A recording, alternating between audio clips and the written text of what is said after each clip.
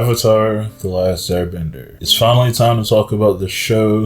It was voted on by you guys for me to talk about, and I'm very lucky to have been chosen this because I've been wanting to rewatch this for a while, and I now finally have the opportunity to. So the rollout of this one is going to be a little different compared to the previous My Journey Through videos. And this one, instead of splitting it off from like first impressions to like well-written stuff, this one's going to be like completely scripted out with some like on-camera stuff and some off-camera stuff. But it's basically going to be the same thing because I couldn't have a first impression on Avatar. Everybody's seen Avatar, so I'll switch it up for this one. And maybe if you guys like it, I'll keep the style. But without further ado, let's go ahead and start with the origins of Avatar: The Last Airbender. Avatar: The Last Airbender was a Nickelodeon animated series created by Michael Dante Diamartino and Brian Konietzko. I'm so sorry if I butchered either of your names. That wasn't on purpose. I just suck at names. Avatar came at this weird time in Nickelodeon where they weren't really having a lot of success with animated shows outside of SpongeBob and some shows by a guy named Butch, and it was very left field for a Nickelodeon cartoon. It had more of an anime influence like stuff you see in Cartoon Network superhero shows, but now it's over here on Nickelodeon, and what a success this was for the brand. With over an average of 1.1 million viewers per episode, I'm surprised the executives didn't try to milk Avatar for all it's worth. But now that we're here, we can finally start talking about Avatar. I've been stalling this since July, so let's just jump right into it. This season is more focused than I remember. From start to finish, it does a great job with setting up the world, giving us the character dynamics, and naturally building out to a climactic finish that I really enjoyed for this season. It really surprised me. So let's go ahead and start with episode 1, The Boy in the Iceberg. This is probably my third or fourth most watched episode because it came on a lot during reruns, so let's see if it holds up. It starts off with this brother and sister gone fishing for their village. The boy's name is Sokka and the girl's name is Katara. Their character dynamics are understood immediately within the first few minutes. Sokka was trying to catch a fish the manly and warrior way, while Katara was controlling the water and getting the fish out that way. That, my friends, was our first example of bending. Water bending to be exact. I'll explain bending very much so later in an entirely different video after we've done both Avatar and Legend of Korra. They end up having this argument, and from the words they say, Sokka's more of the warrior and generic man of the group, while Katara's the more responsible and does a lot of chores around the village. They live in this very traditional village life, at least that's what it looks like based on a lot of different media. The men grow up to be warriors while the women end up becoming caregivers. Their argument immediately comes to a halt though because Katara's aggressiveness caused some icebergs to break and out emerges from underneath the sea. It looks like someone's trapped inside of an iceberg. So Katara goes to open it. Sokka was very reluctant, and now Aang's here. From the markings, the clothes he's wearing, and the fact that he just sneezed 10 feet in the air, it's clear that he's an airbender. They take him back to their village. He's playing around for a bit and messes around with some ship, light shoots in the air, and now we cut to a young man with a scar who finally has this opportunity to restore his honor by capturing the Avatar.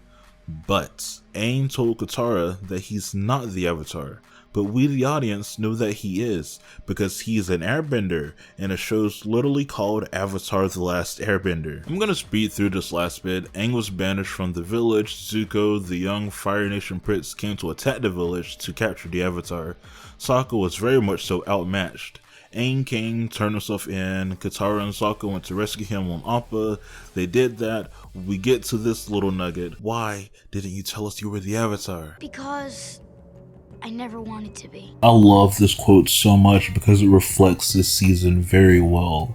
While yes, Aang is the Avatar and he does have to take responsibility and the actions necessary to keep balance in this world, it's clear as day that he's just a kid and that's all he wants to be. While on their journey to the Northern Water Tribe, they make countless of stops because Aang wants to re-experience some fun stuff he hasn't done in a while. Almost as if he's not taking this 100-year war that he missed as seriously as he should be. He wants to go penguin sliding, he wants to ride on the back of giant crayfish, he wants to go visit Omashu and take the delivery chute like a fun little joyride. Almost like he's delaying The inevitable, ooh. He knows once he starts this Avatar mess, things won't be the same. He won't be able to have fun anymore. His youth will be gone, and he'll never be able to play those reindeer games with the other friendly reindeer. That Christmas reference is a month old at this point. Throughout this journey, he sees the error of his actions taken in the past. Everybody suffered from this war, even the air nomads whom he considered family. Aang feels this deep burden and regret that if he was only there, maybe he could have done something, maybe things could have been different. The Warriors of Kyoshi was an episode that developed Sokka's character. From the beginning till now, he's been this big, machismo, men are stronger than women type of guy. In this episode, he gets bested multiple times by the female warriors known as the Kyoshi Warriors. If Avatar came out now, this would be seen as a very woke and feminist propaganda, and I just think that's funny to think about. I like that Sokka's growing into a better warrior. Before training with the Kyoshi Warriors, every single fight he's been in up to this point, he has lost decisively to Zuko and even like the putty Fire Nation soldiers. So him being able to set his pride and ego aside to learn some useful skills from these wonderful ladies is just great. And now he's picking up wins every now and then. Congratulations for Sokka, because he was just a laughingstock before this point. I really like this. The King of Amashu was an episode that developed Aang's character. In this episode, he went to Amashu to have fun, joke around, and ride in the mail system, but in the middle of doing so, the king captured them and made Aang go through numerous challenges where he had to figure out the solution by thinking outside the box, differently than he would normally have done. Which comes into play throughout the later seasons, but I like that it gets established here that he will have to be in situations where he must think differently than others to come to a conclusion that only he can. Also, I like that his old insane friend Bumi's the one that taught him that. That's just great storytelling. Also, Jesus Christ, people in the Avatar world can live for a very long time. For Katara, there were weird choices and developments they decided to make with their character. In episodes like Jet and the Waterbending Scroll, they had her act more like a typical teenager. In Jet, she was all head over heels from, oh my god, he's the dreamiest person in the world, and didn't listen to her own brother when he was warning her that something just feels off about everything over here. I always find stuff like that weird when people don't act natural, if that makes sense. In the Waterbending Scroll, her arc within it was that of jealousy. Jealous of Aang and how easy waterbending came to him. I can understand the jealousy somewhat, but she has to remember that he's a master airbender and the Avatar. Things are just going to be easier for him from time to time. But she couldn't look past it, and stole the waterbending scroll from the pirates, and was also the reason that Zuko knew where they were this time. Don't get me wrong, I like Katara, and I understand why these characters develop the way that they do. I just had to remember that most of my memories from Avatar The Last Airbender are from the later half of season 2 and the rest of season 3, so I forget a lot of the times that these characters are kids. And they start off as kids because this story is literally about how war makes you forgo those childlike wonders and makes you take responsibilities faster, whether it's you personally being involved in a war like these kids are, or as Sokka and Katara were as well, their parents were off at war and they had to step up and act more mature and like the parents of the village. It was exactly that for Haru in Imprisoned. Because his father and the rest of the earthbenders in his village got taken, he had to grow up and help his mom out. He had almost given up on hope until the embodiment of hope known as Katara showed up. And somehow, she was able to rally everyone together and drive the Fire Nation out of the village. Hey, look at that. A good Katara episode. I loved this one. Some less focused episodes come halfway through. Jet, The Great Divide, The Fortune Teller, Battle of the Water Tribe, The Deserter, Northern Air Temple. Would have said The Storm, but love these flashbacks within those. Would have said The Blue Spirit, but I love the small wrinkle it gives to Aang and Zuko's character. Speaking of Zuko, let's talk about him before this whole section of the video wraps up. Zuko is an interesting character to look back at in retrospect. I would argue that from season 2 to the end of the series that his journey is one of my favorites. So this season starts off assumingly a few years into his adventure. His father sent him off to hunt down the Avatar in order to restore his honor. We later find out why this is the case for Zuko. He spoke out of turn in a war room against the general, caring about innocent civilians, and that was seen as disrespectful. Zuko was ready to face him in an Agni Kai. He seemed very confident in his abilities doing so, which is a duel of two firebenders fighting until either one has submitted or announced dead, I guess. But when Zuko turned around, it was his father whom he had to face, which is why he has that scar. He refused to fight back, and his father did not hold back. Zuko and Aang's fate have been intertwined from then on out. He thinks that it's his duty to capture the Avatar. It's the only way to restore his honor. It's the only way he will get his father's approval and love. But he also has higher ups that are against him. General, later Admiral Zhao, is Zuko's main antagonist outside of the Avatar. He continuously gets in Zuko's way, trying to relieve him from his Avatar capturing duties, but it's him who wants to do it. He wants the promotion and admiration from Fire Lord Ozai. This leads to the Blue Spirit, where Zhao did successfully capture Aang, but some warrior in a Blue Spirit mask came to release Aang from Zhao's captivity. This big fight broke out, and Aang, to his shock, saw that it was Zuko who was rescuing him. I love the dynamic Aang and Zuko had at the end of this episode, showing off how war has pinned these kids against each other. Aang told Zuko that he had friends across the entire Fur Nations back in his day. Even one of his best friends named Kuzan was a Fire Nation person. Then he asked Zuko, maybe if this war wasn't going on, could we have been friends? Zuko, while thinking about it for a split second, shoots a fireball immediately at him for him to leave. A lot of things that happen this season are just setting up events to happen later, and it's just lovely to see. I originally thought coming back to season 1 that I was going to be dreading coming back to it because it's the weakest season. Obviously it's the weakest season, so I always feel like I don't have to watch it. But now, having the opportunity to actually sit down and watch it, it holds up a lot better than I originally thought watching it when I was a kid.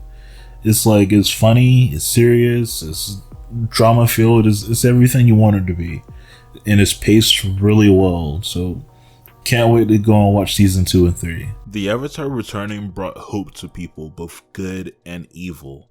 That was also a major theme throughout. Hope. Hope for people that the war will end soon, hope for Katara that she'll learn waterbending, hope for Zuko and Zhao that they could return home as a hero, hope for the Fire Lord that he could stop the cycle of the Avatar forever. Originally, I was gonna discuss the finale in length, but I don't think it's necessary for season 1 as much as it is for seasons 2 and 3. I've spoken my thoughts fully about the important parts of this season, just know a lot of things happened. Aang and Katara learned how to waterbend, Sokka learned what love was and what letting go of that felt like. Aang saved Zuko's life and Zhao assumingly died due to stubbornness. It was the conclusion that these characters' journey has came to so far, and I loved that for this season. It was a great beginning to what we're getting for Avatar: The Last Airbender. Oh man, I can't sit like this anymore. My arm's starting to hurt so bad, me laying on it. Jesus Christ.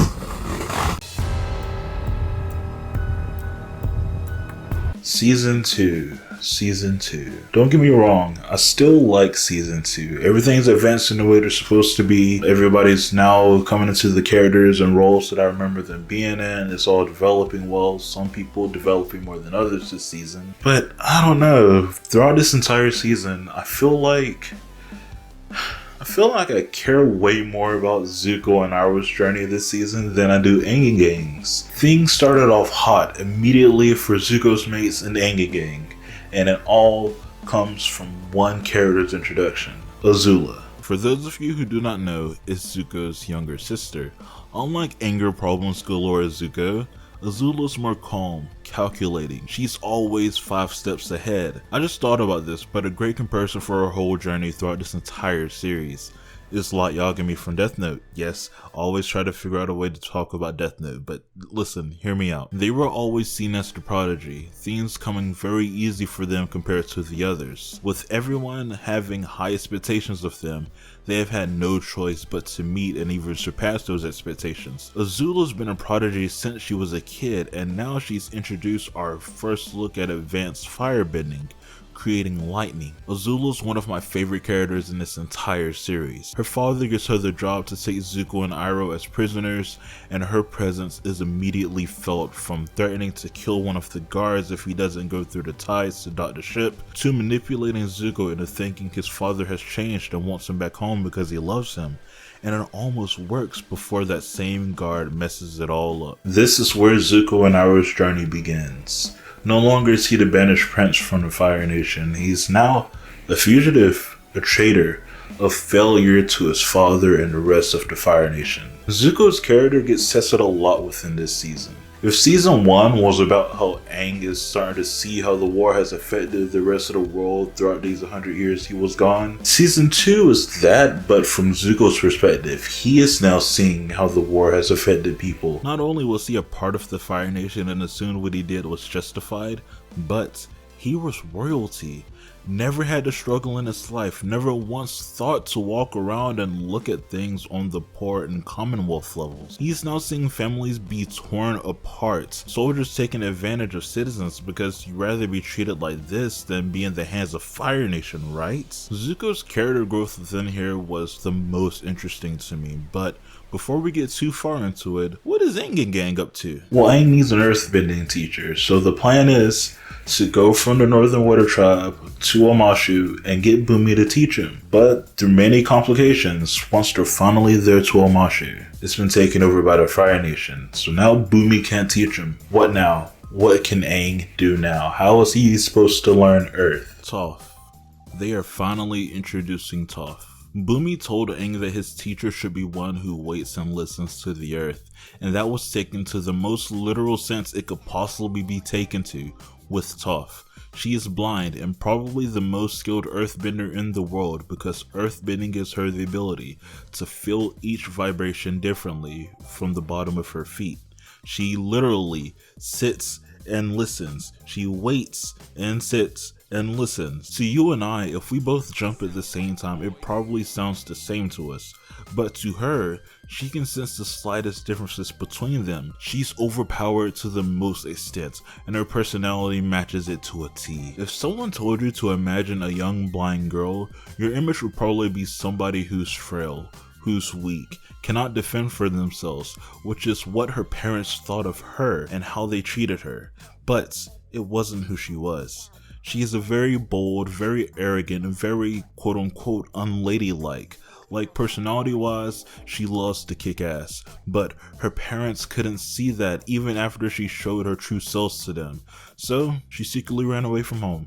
That's what she did. She ran away from home to teach Aang earthbending, telling them that her parents changed their minds and said she could go, even though she was lying right out of her teeth, right out of her poor, blind teeth. This first bit of storytelling accumulates in the chase. Zuko, who has recently left Iroh, has been traveling the world and seen it through a new perspective. Aang now has an amazing earthbending teacher to teach him, and Azula has recently gathered an elite team with an elite set of skills to help her capture the Avatar and her brother. It's called the chase because obviously there's a chase going on. Because Appa is shedding so much, it has been easier for Azula to track them down, and oh my god, look, Zuko is following the tracks of Azula. It's the chase of the chase. It ended with everybody walking up on Azula and her admitting defeat for that battle anyways, as she shoots Iroh and leaves.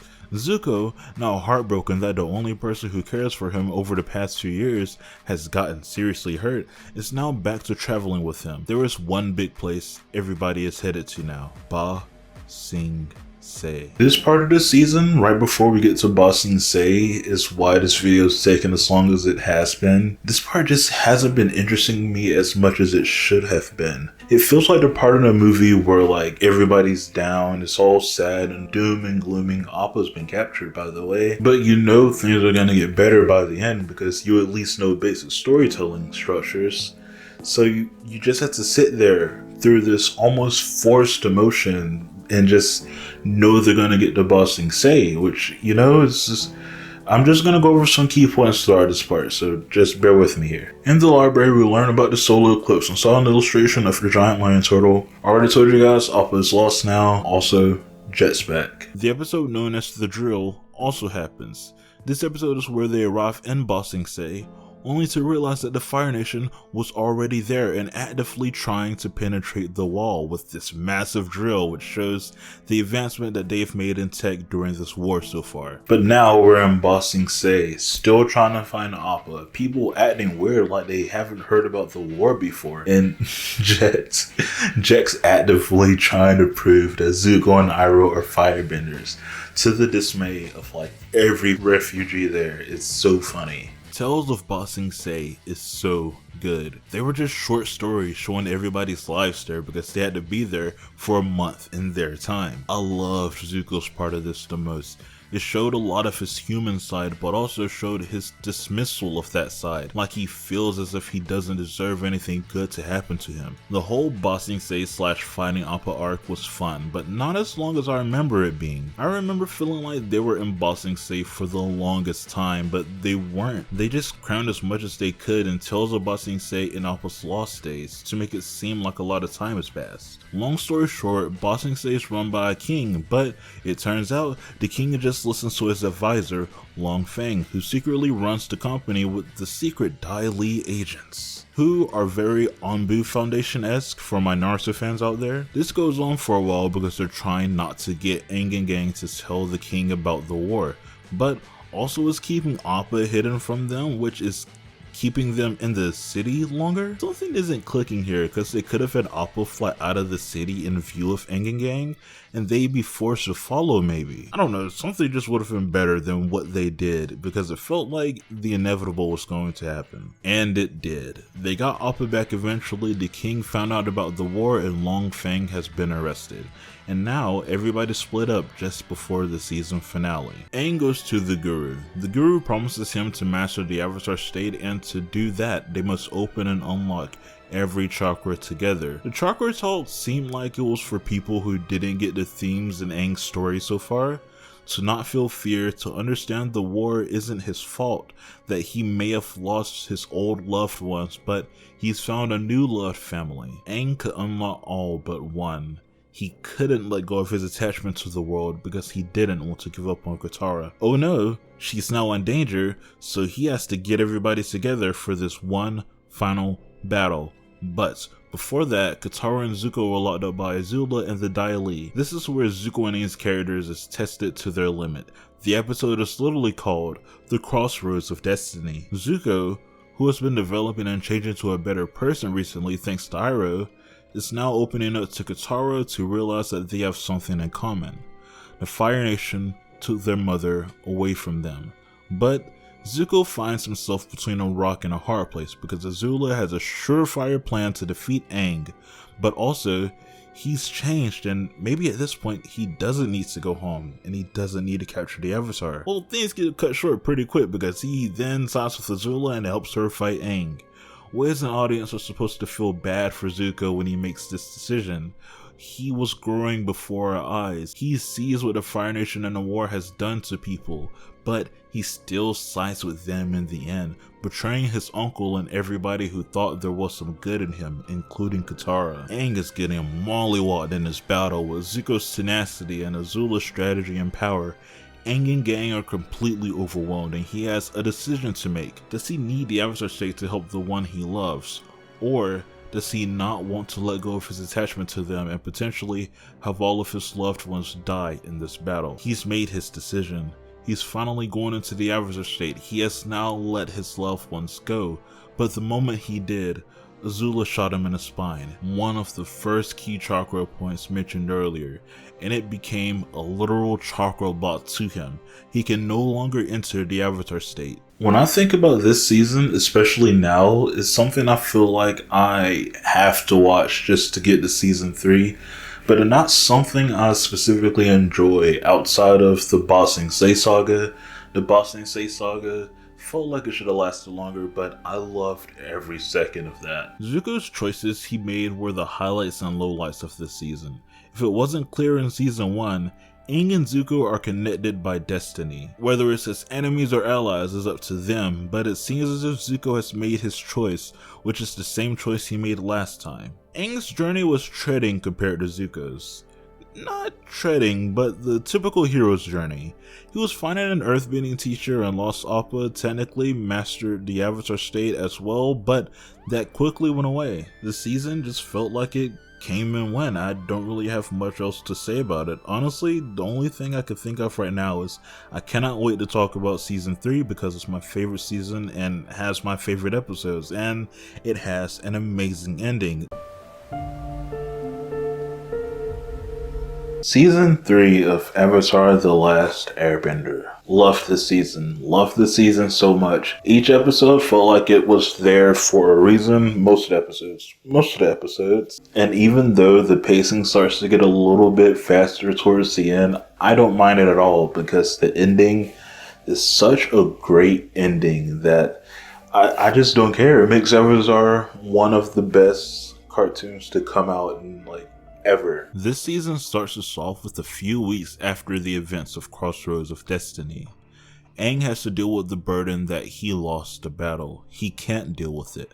He feels like that this is his second time failing the world, and now he has this chip on his shoulder and even says at the end of the first episode that he has to regain his honor. Now, doesn't that sound like some angsty firebender that we know? Speaking of said angsty firebender, he's now home. He now has his father's approval, everything he's ever said that he wanted, but for some reason he doesn't seem to be happy. Maybe it's because he knows the Avatar's still alive, or maybe it's because of something else. This is the start of the Day of the Black Sun build. Aang is in hiding, and Zuko is now in his last Change of Hearts arc. If seasons 1 and 2 was about how the war has affected people outside of the Fire Nation, season 3 was about how the war has affected normal citizens in the Fire Nation. These people have been built up as monsters for the entire season, as vile people that love destruction just because it's fun to them. But this season, we're seeing that they're normal people, just like the rest of us. This is the first time Aang and Gang, and us as well, have been in the Fire Nation, in the territory of the enemy, and most of the people are just normal citizens who go to school, face pollution, buy groceries to care for their family, some very famine family. They are just like us. This war is just as hard on them, if not worse, for the poor and working class at least. Since we are familiar with all of these characters now, this season's episodes were showing how their personalities interact or straight up conflict with the environment that they're in. Katara helps people, Aang goes to school and teaches kids about freedom, Toph scams people to earn a lot of money, and Sokka lost his confidence in one of these episodes. Sokka's Master is an episode about him gaining his confidence back. He lost it due to just being a normal human, saying each member of Aang and Gang is special because of their bending abilities, which shows a lot of growth from earlier in season 1 where he called Katara a freak for being able to waterbend. So having this episode be Sokka focused and showing that he also has a rightful place on his team, whether it be his intellect, humor, or now his ability to use a space sword, Sokka belongs on his team. It wouldn't be the same without him. Kinda like the Desert Saga in season 2, there was a small period right before the invasion where it felt like it was taking forever to get to the invasion. I found myself struggling to watch these episodes and just get to the invasion. And it's not that these are bad episodes. These are episodes that are really well written and it gets the character down right. It shows you the dynamics that these characters have and their dynamics to the world. But at this point in the story, we know these characters really well and how they'd react to these situations. So I don't need these episodes to reinforce their characters to me. I just want to see the Day of the Black Sun. I just want to see the invasion and see how it goes. But that doesn't mean these episodes are bad. We did get Nightmares and Daydreams, which is by all means a filler episode, but I love that episode so much. It's such a good episode. But it's finally time. The Day of the Black Sun. The revenge that they can have against the Fire Nation for what they did at Ba Sing Se. Aang won't allow himself to fail again. He can't fail again. Can he? Well, this battle is to distract the Fire Nation army so Aang can sneak past them to take out the Fire Lord and end this war. But we already know, because of Azula's infiltration in the Earth Kingdom, that she and the rest of the generals and war leaders know about this. So, what will they do to counterattack the counterattack? Well, while the Fire Lord is in hiding in a secret bunker, Aang and gang end up meeting with Azula, and Azula manipulates and distracts them long enough so the eclipse goes by and the soldiers can't firebend again. They were on Azula and her scheme, but her words were so condescending. Like, she always has something dangling over your head ready to reveal it, and this time she used Suki's imprisonment to rile up Sokka, and it works. She wasted all of their time. At the same time this is going on, Zuko is having a journey of his own up to this point. We started Zuko's journey earlier saying that he's not happy even though he has everything he's asked for. He's killed the Avatar, he now has his father's respect, he now has a girlfriend, he's a prince again, and all of the perks and privileges that come with being a prince. Why isn't he happy? Is it because he feels guilt about betraying his uncle? Or is it just because he likes to be this angsty teen that doesn't know how to relax anymore? It should be no surprise that Zuko's one of my favorite characters from this series. He's gone through so many drastic changes throughout, and they are all believable changes. He was a banished prince. He saw how the Fire Nation has affected people throughout the world firsthand, while every other Fire Nation royalty wouldn't dare be caught seeing with any poor people, even from the Fire Nation. He's the only one who has seen how the war has affected people, and also the only Fire Nation royalty besides his uncle who the war has personally affected. Zuko approaches the Fire Lord on the day of the Black Sun during the invasion to announce his departure and announce that he's going to help the Avatar take him down. That's all he went there for. But just as Azula did to stop Sokka from going anywhere, Ozai held the information of what happened to his mother to entice him to wait until the eclipse was over, then tried to attack Zuko.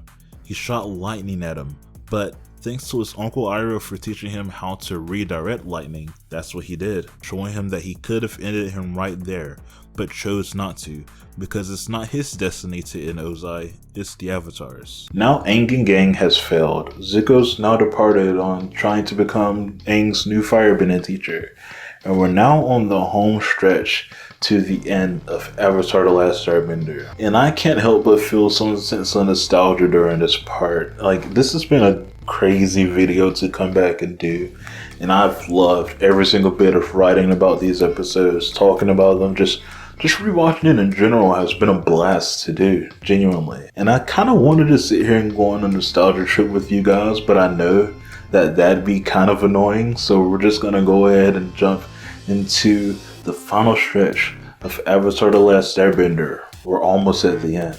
Zuko's journey to joining the group happens in a very satisfying way. The main focus for the rest of these episodes is to grow Aang and gang's relationship with Zuko, because they reluctantly took him in after straight up denying him at first, but no one really trusts him. And this is where we get the Sun Warriors episode, the Bowling Rock episodes, and the Southern Raiders episode. I think the most interesting one to talk about from these would be the Bowling Rock episode. The episode consists of Zuko and Sokka sneaking into basically the Arkham Asylum equivalent in the Avatarverse. Maximum security. No one has escaped before. They take in war prisoners and extreme criminals. Sokka wants to go there because he assumes his father would be there, but after scouring around, he wasn't. 100 years, I'm so sorry. And just as he was going to give up, there someone is. Suki. Now the first plan of escape is in order, but some prisoners were supposed to appear during the escape plan, and just in case it was Sokka's dad that was supposed to show up, he just can't leave. And lucky him, his father was one of the ones to actually show up during that introduction. I really like this episode because it's so different from any other Avatar episode. It really emphasizes Sokka and Zuko's strategic planning and how they operate under pressure. They dress up as scars. Zuko ends up getting caught and has to be a prisoner instead because he reacted physically under pressure. It's just such a good episode. The new plan is to use the Gongola and take the warden as prisoner so no one stops them, but to their dismay, Azula obviously shows up. They had to fight Azula, then the guards try to cut the line, then Mei saves them. She loves Zuko more than she fears Azula. I love that line so much. Then Ty Lee stops Azula from attacking her. Jesus Christ, this is the start of Azula's downfall. So many things are building up to this finale. Now is Sozin's Comet, the final battle of the series, the end of the war. It's time to take all of this story bending that has been coming on for so long and, Aang's disappeared. I really like this part in Aang's journey because even though he's the Avatar, he's still an air nomad first, so that means he doesn't want to kill the Fire Lord. And his declaration to not kill the Fire Lord is going against everybody. It's going against the story itself. The story's been building up that he's here to kill the Fire Lord. If he wasn't planning on killing the Fire Lord, why did he do the invasion on Day of the Black Sun? What would he have done then? This story is really great. I really like this story, and it turns out Aang didn't run away. He kind of slut-walked or something. But I did like that they teased that he ran away because it kind of gave us flashbacks to before on the events of the first episode happened. But his friends never lost faith in him. Plans stayed the same up until it was time for Aang to face the Fire Lord. Or I guess the Phoenix King at this point. I guess I should have called him the Phoenix King. When Aang wakes up, he's on this island, contacting a lot of past avatars to help him decide how he should take out the Fire Lord, and all of them, even the previous air nomad, tells him to kill the Fire Lord. This distraughts Aang to no end until he realizes that the island is moving, and it turns out that it's not just an island, it happens to be a giant lion turtle, probably the last one in existence. We technically don't know this yet, but they are the ones who had the bending abilities originally, who gave him to Wan, and that's how he became the first Avatar, if memory serves me well. This time around, they gave him a different type of bending from what they gave Wan. They gave him energy bending, which is the key to how to defeat the Fire Lord. So now there's two fights going on, Aang versus Ozai, and Zuko versus Azula. I've been refraining from talking about Azula a lot, but similarly to Zuko, she's one of my all-time favorite characters of this entire series. She's emotionless, she's cold-hearted, she's manipulative, but it always seems like she gets what she wants in the end. That's why it was so surprising to not only her, but the audience as well, that Mei and Ty Lee would even think about portraying her. They were so scared of her for the longest. But now, what can she do? Somebody has disobeyed her. It's now time to talk about the downward spiral of Azula. She never thought that someone could stand against her fear and manipulative ways. But now that someone has, she is paranoid that anybody could turn on her in a heartbeat. She banished the Dai Li agents. Her father didn't take her to the battlefield, and she hates that he didn't.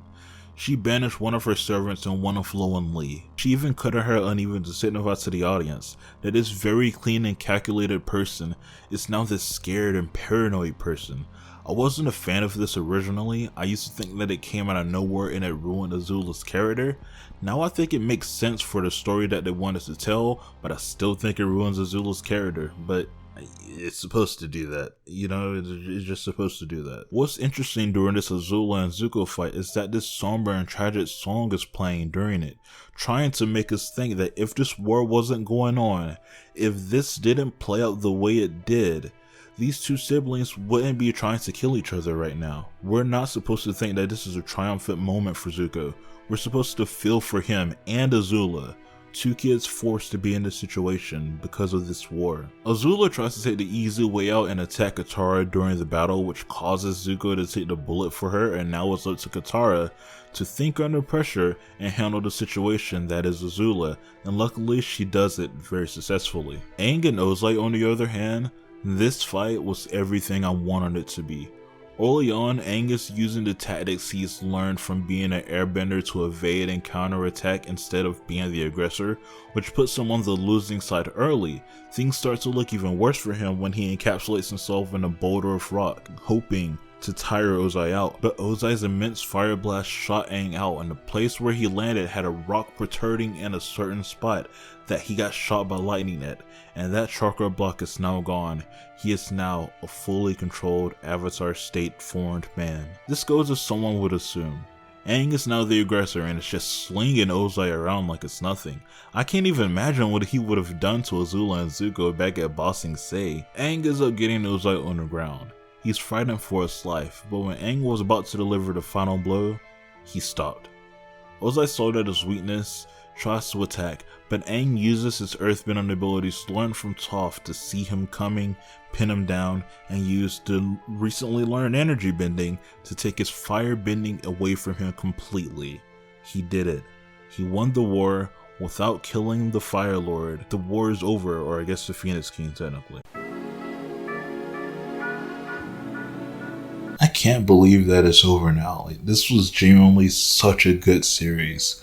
I'm glad that people voted for me to watch this, because for the longest time I was wondering if Avatar could hold up. Like, if going back and rewatching Avatar, would I just see a lot of flaws with it? But looking at it now, like I mentioned earlier, I feel like it probably holds up the most compared to a lot of shows I've looked at from my past. It's one of the best, probably. It didn't really have the awkward phase of trying to figure out what it was going for, what the story was, what the journey is.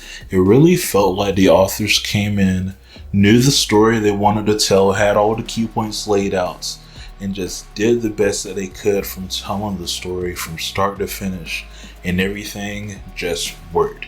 It was one of the best stories that has been told in cartoon times, genuinely. Avatar is one of those things that never left the limelight for some reason, to the point where I assumed that it might have been a bit overrated, but I still really enjoy this, probably even more now than I did when I was a kid. I can understand basic storytelling and come up with my own opinions based on others of its genre that I've seen. While making this, a lot of news have come out about the live action series supposedly in development releasing this year, 2 games in development, 4 animated movies in development, and a new series following the next Avatar in development, and Minecraft just recently released Avatar skins. So we're about to start getting a lot more Avatar discussions all over social media, for the better or worse. So thanks for voting that I do this in Legend of Korra. It really means a lot. I just gotta start Legend of Korra now whenever I get around to doing that. I feel like it's gonna be just as fun to rewatch that as is Avatar, so I'm just as excited. Avatar is truly something special, and if done correctly, can become a really special franchise that I hold dear to myself. God, I hope all of these things are done correctly. Like, the only thing that should be iffy is the live action series. But God, I hope everything else is done correctly. Jesus Christ. And with that being said, thank you guys so much for watching. Make sure you leave a like, comment, and subscribe. Give me your opinions on Avatar: The Last Airbender. Let me know in the comments down below. And I'll get back to you guys as soon as I can. Maybe. Okay. Goodbye.